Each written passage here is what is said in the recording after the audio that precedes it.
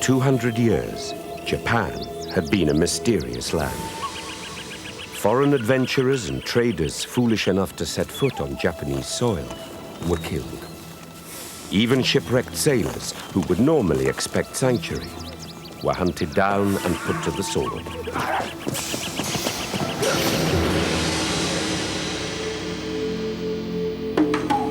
Japan's warrior class, the samurai, flourished and perpetuated a culture where military valor and duty were more important than life itself. The European powers saw Japan as a feudal backwater, ripe for colonization. But the Japanese were not about to surrender their independence without a fight. In just 50 years, Japan built a mighty battle fleet. Under the brilliant leadership of Admiral Togo, a once backward-looking nation became a world power. In 1905, at the Battle of Tsushima, Admiral Togo took on the Russian fleet in a conflict that would be crucial in the struggle for power in Asia and an important turning point in world history.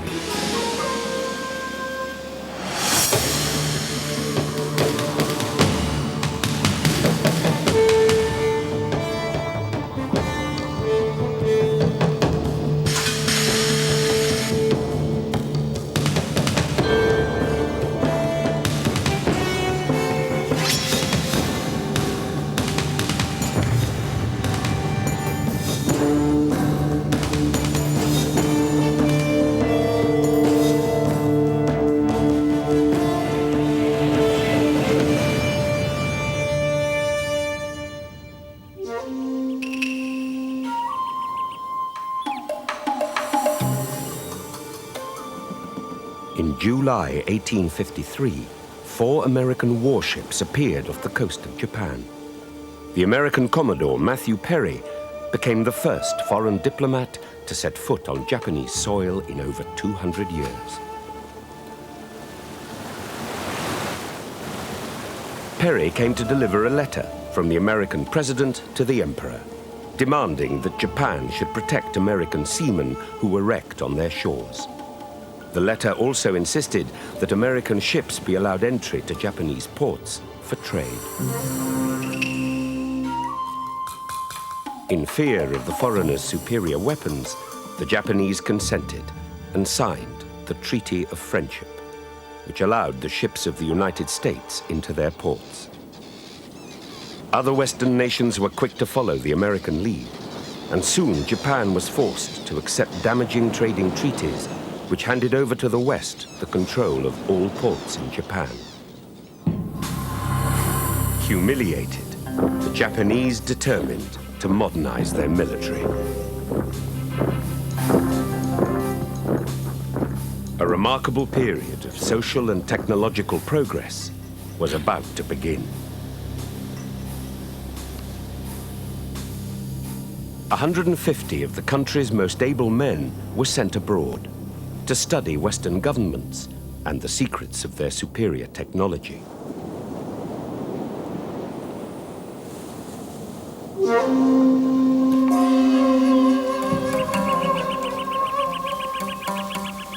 For centuries, Japan's military had been dominated by the samurai. They followed the ancient code of Bushido, the way of the warrior. This discipline demanded fearlessness in battle, a constant improvement in military and athletic skills, frugal living, and honesty.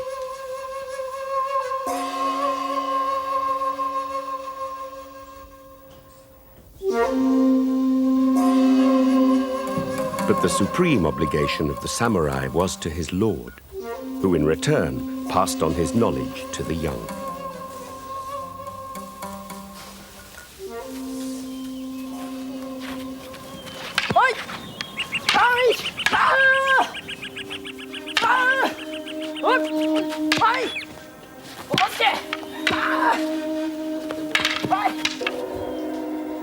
But with the arrival of the foreigners, Bushido became outdated and inadequate. Technology was the new faith.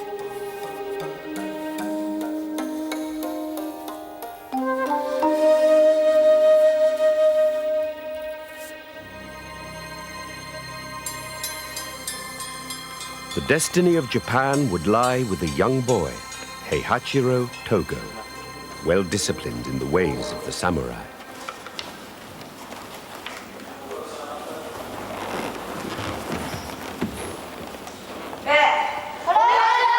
The son of a warrior, he received the typical samurai education of Chinese and Japanese literature, calligraphy, and history, and of course, the martial arts.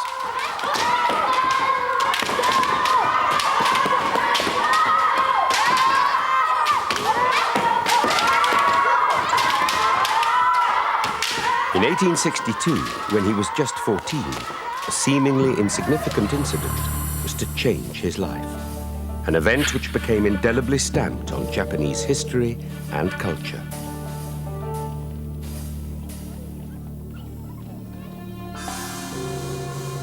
A British merchant, Charles Lennox Richardson, was killed in Satsuma province for not showing enough respect to samurai on the road.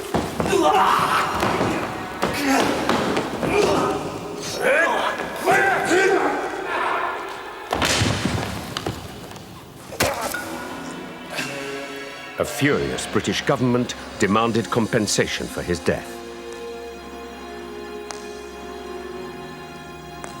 Unwilling to lose face for the actions of a samurai warrior, the Japanese refused to pay. In retaliation, the British sent 7 warships to the Satsuma capital, Togo's hometown of Kagoshima. The British ships, steaming parallel with the coast, fired at point-blank range, destroying the city's defenses. Togo's duty as a young samurai and one of the gunners was to defend his city. The brave defenders were completely outgunned. They fired for as long as they could, until they ran out of ammunition.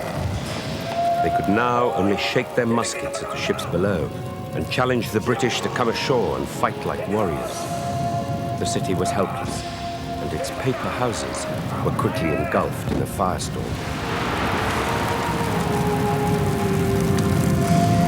The battle had cost the British just 13 dead. The Japanese casualties were so great that they were never counted. Togo would never forget the terror and the humiliation of this day. This devastating defeat at Kagoshima marked the end of an era. The samurai lost control over the military, and the Imperial Japanese Navy was born.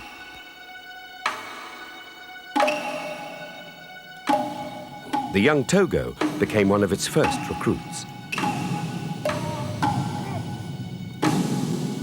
The Japanese took as their model the British, whom they saw as a small island race like themselves, who, however, still controlled an empire spanning more than half the world. The British Navy did indeed rule the waves.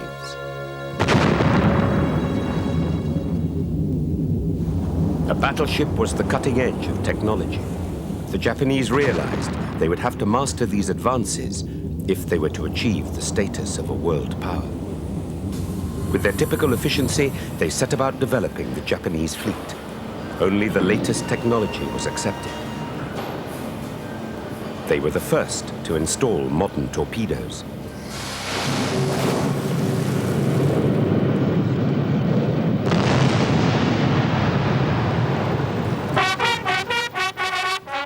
Togo was one of 12 cadets selected to go to Britain to train. He was assigned to the naval training ship Worcester under Captain Smith, who was impressed by Togo's capacity for hard work. He described the Japanese cadet as not what you would call brilliant, but a great plodder, slow to learn, but very sure of what he had learned. To his classmates' astonishment, Togo finished second in his class. What Togo learned was that the key to maintaining an empire was an efficient and disciplined navy. Togo studied the strategies of the great naval commanders, and this determination to succeed against the odds would prepare him for much greater challenges to come. Togo stayed for 7 years and ended up supervising the building of Japanese warships in Britain. He returned home as a sub-lieutenant aboard the newly built warship Fuso. When the ships arrived at Yokohama, they were greeted by a huge crowd. Japan had changed dramatically during Togo's 7 years abroad. The samurai who had not joined the military were now businessmen and entrepreneurs. Yokohama and Tokyo had become commercial and industrial centers. Modern roads and railways had been built. The country was booming.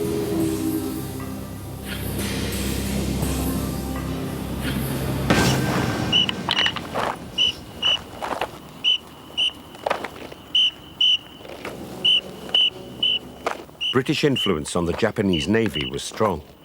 At the new Naval Academy, 30 British officers taught the young cadets naval tactics. The academy itself was a replica of Dartmouth Naval College, made with imported English red brick.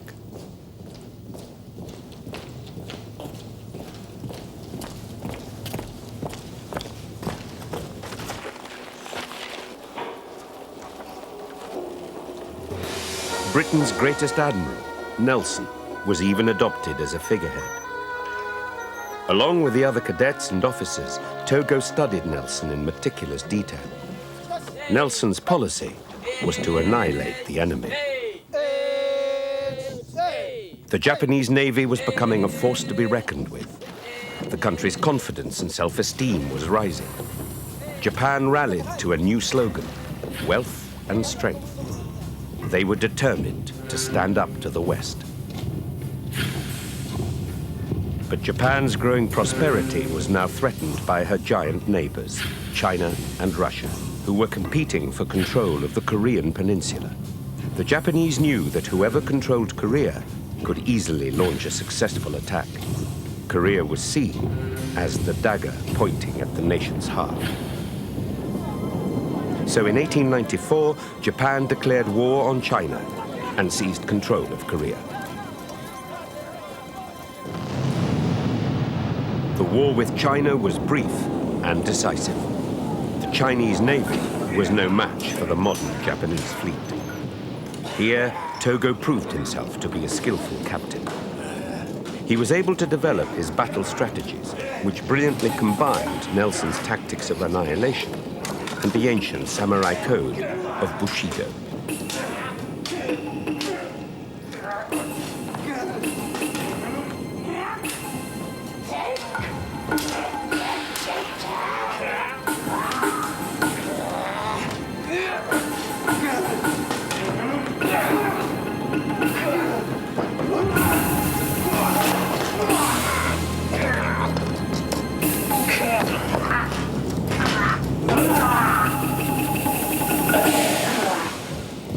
The West was forced to take notice of the emergence of a new power.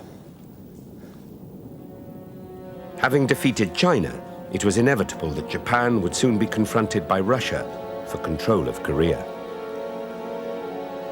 As Russia expanded her Asian territories, Britain felt her own interests were being threatened.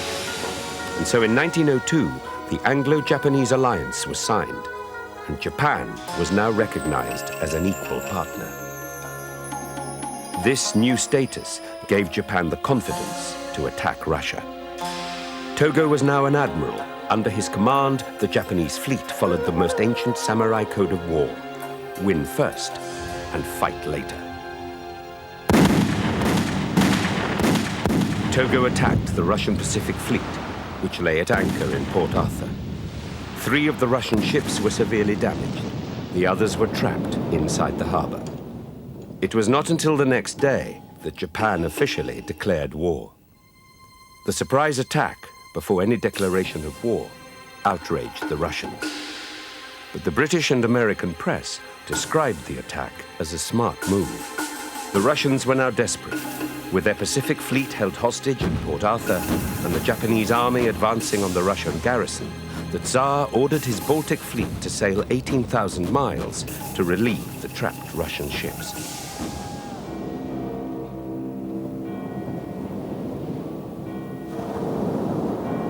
The Baltic Fleet mirrored the wretched state of the Russian Empire. Their navy was run by favoritism and bribery.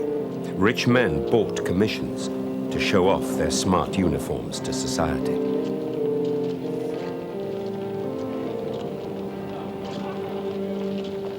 Russia's Baltic Fleet was commanded by Rear Admiral Zinovy Petrovich Rozhdestvensky.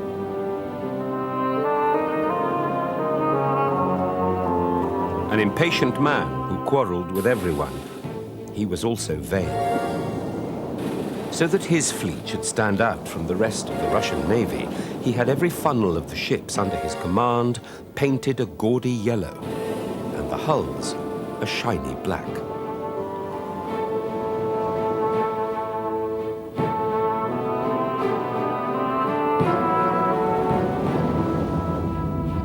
It took the Russian fleet 7 months for the voyage from the Baltic to the east.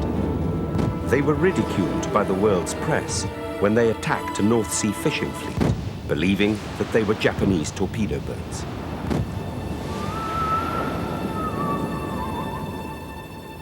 Off the coast of southern Africa, Admiral Rozhdestvensky decided that his fleet should spend a day on target practice.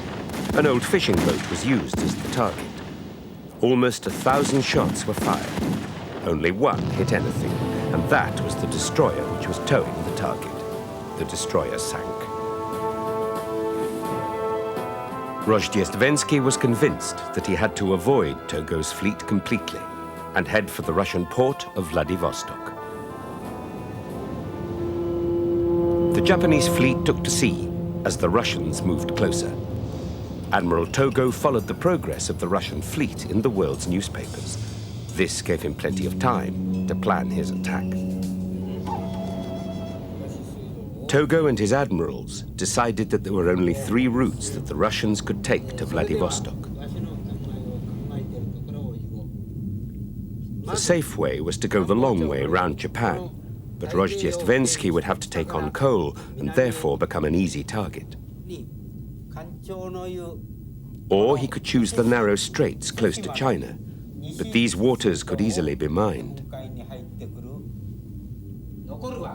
The last alternative was to take the most direct route between Tsushima Island and Japan. Togo made his choice, the Straits of Tsushima, and waited. The Japanese were primed and ready for the Russian fleet. Togo was worried, not at the thought of battle, but at the possibility that it might never take place. Had he chosen the right spot to intercept the enemy? He would find out the next day.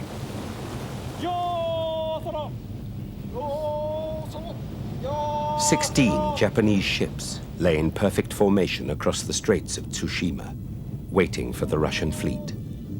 The enemy should have been sighted much earlier that day, had the Russian fleet slipped by. The mist was turning to fog, and visibility was now only 2 miles. But in the cover of the fog, the Russian fleet was approaching. One of Rozhdestvensky's commanders, confident that the Japanese would not find them, said, How can they see us in this? It's 200,000 to 1 against anyone running into us accidentally. We have been going for 24 hours without being seen. If it's the same tomorrow, we'll give them the slip. At 2:45 a.m., a Japanese sailor spotted a Russian hospital ship that was lit up like a beacon. The fog began to lift. Soon, 10 or more Russian warships were visible, less than a mile away. An ecstatic Togo radioed this message to his government. The Russian fleet has been sighted. I am going to attack it and annihilate it. Admiral Togo's confident order of the day, on the 27th of May, 1905, inspired his modern sailors in the same way that samurai commanders had inspired their warriors in the past. We are at last to meet the enemy. We have developed a high fighting efficiency, and now that we are to defeat the enemy, there is little more that I can say to you.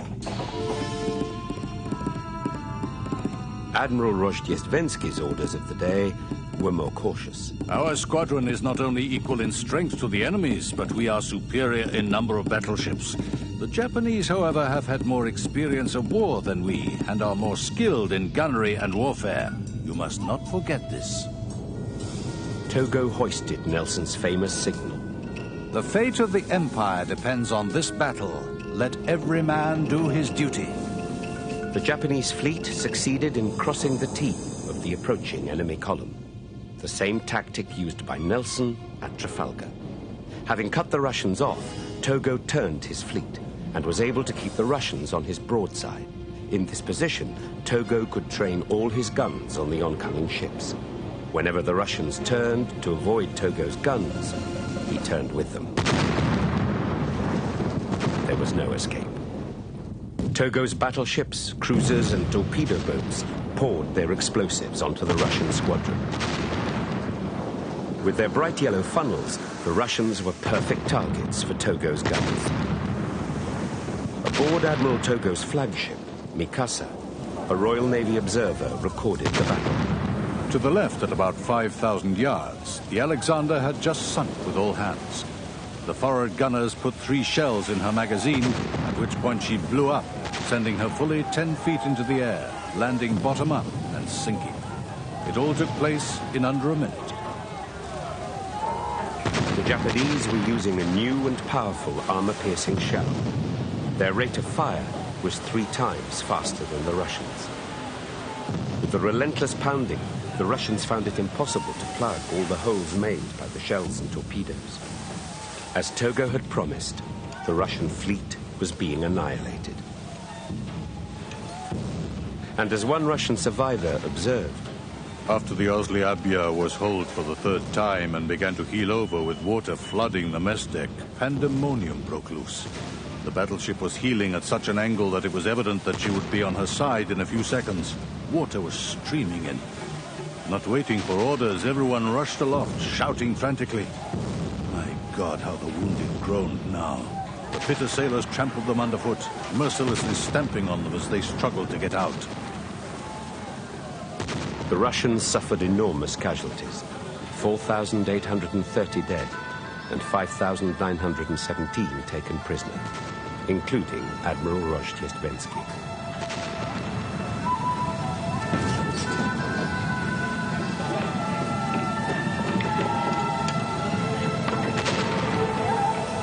Out of 38 Russian ships, only 3 made it to Vladivostok. Japanese losses were 3 torpedo boats and 117 dead. It was a naval victory that would have made even Admiral Nelson proud.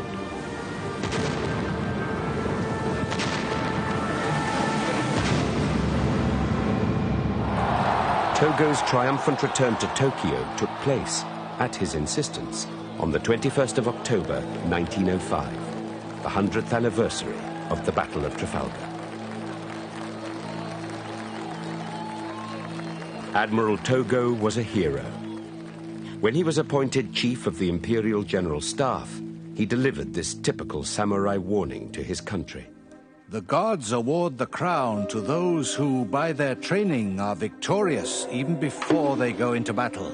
But the gods soon take the crown away from those who relax in the pleasures of peace. After victory, tighten your helmet. For the first time in Asia, the European imperial powers were shown to be vulnerable. The Battle of Tsushima shattered the myth of invincible white supremacy. It became a turning point in the history of Asia, inspiring men like Gandhi to defy Western imperialism.